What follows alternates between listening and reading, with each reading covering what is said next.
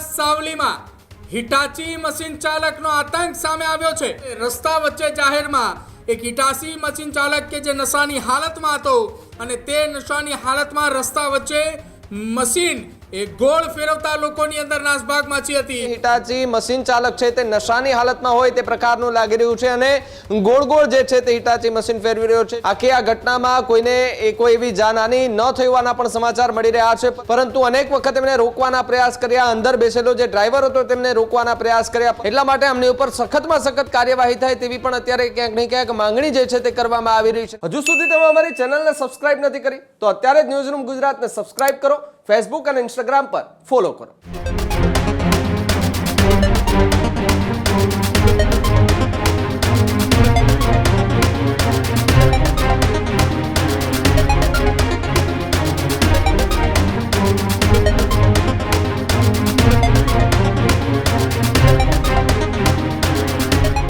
વડોદરાના સાવલીમાં Hitachi machine ચાલકનો આતંક સામે આવ્યો છે।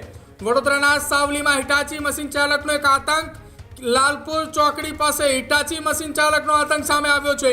એક તરફ રાજ્યમાં સ્થાનિક સ્વરાજ્યની ચૂંટણીમાં લોકોએ મતદાન કરવા જઈ રહ્યા છે અને તેની વચ્ચે બરોબર એ વડોદરાના સાવલીમાં લાલપુરા ચોકી પાસે રસ્તા વચ્ચે જાહેરમાં એક હિટાચી મશીન ચાલક કે જે નશાની હાલતમાં હતો અને તે નશાની હાલતમાં રસ્તા વચ્ચે મશીન એક ગોળ ફેરવતા લોકોની અંદર નાસભાગ માચી હતી। મશીન ગોળ ફરતા રસ્તા ઉપર લોકોએ દોડધામ કરી રહ્યા હતા।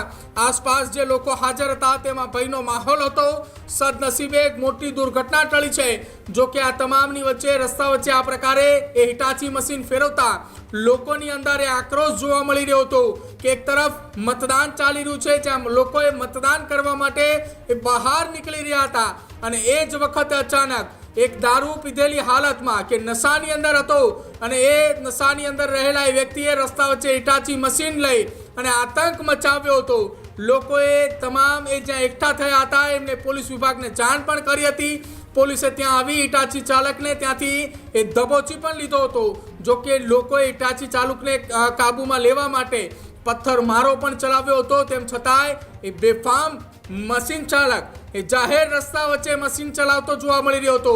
ભાવિક મારી સાથે જોડાયા છે। ભાવિક, એક તરફ રાજ્યમાં સ્થાનિક સ્વરાજ્યની ચૂંટણી માટે મતદાન ચાલી રહ્યું છે, લોકોએ પોતાના મતાધિકારનો ઉપયોગ કરવા માટે ઘરથી બહાર નીકળી રહ્યા છે, ત્યારે વડોદરાના સાવલી ખાતે એક હિટાચી ચાલકનો આતંક સામે આવ્યો છે।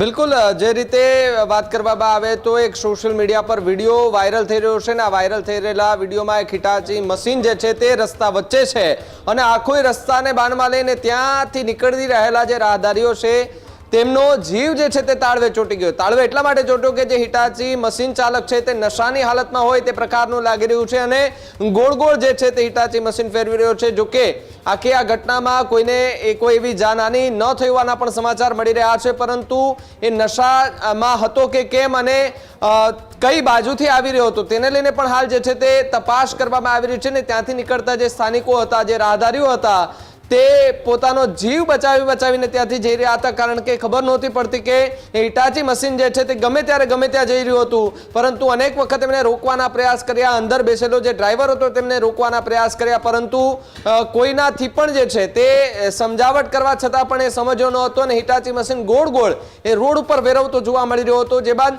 કેટલાક સ્થાનિકો ત્યાં ભેગા થયા હતા અને તેમને વિડીયો ઉતારી અને સોશિયલ મીડિયા પર વાયરલ કર્યો હતો। જો કે પોલીસને જાણ કરવામાં આવી છે તેવી પણ વાત અત્યારે હાલ તો સામે આવી રહી છે ને હિટાચી જે મશીન જે હતો, જે ચાલક હતો, જે ડ્રાઈવર હતો, તે નશાની હાલતમાં હતો કે કેમ એ પણ એક સવાલ છે, કારણ કે જે મતદાન કરી અને જ્યાંથી નીકળતા જે રાહદારીઓ હતા તેના જીવ જે છે તે તાળવે ચોંટી ગયા હતા। આ વિડીયો સોશિયલ મીડિયા પર વાયરલ થતાની સાથે જ હવે સવાલો ઊભા થઈ રહ્યા છે કે શું જો એ ખરેખર દારૂ પીધેલો હોય તો તેમના ઉપર કડકમાં કડક કાર્યવાહી થવી જ જોઈએ, કારણ કે જે પ્રમાણે હિટાચી મશીન ચલાવી રહ્યો હતો અને આખા રસ્તાને બાનમાં લીધો હતો, ત્યાંથી નીકળતા એ રાહદારીઓ પોતાનો જીવ એ તાળવે ચોંટી ગયો હતો અને ત્યાંથી પોતાનો જીવ બચાવીને જઈ રહ્યા હતા।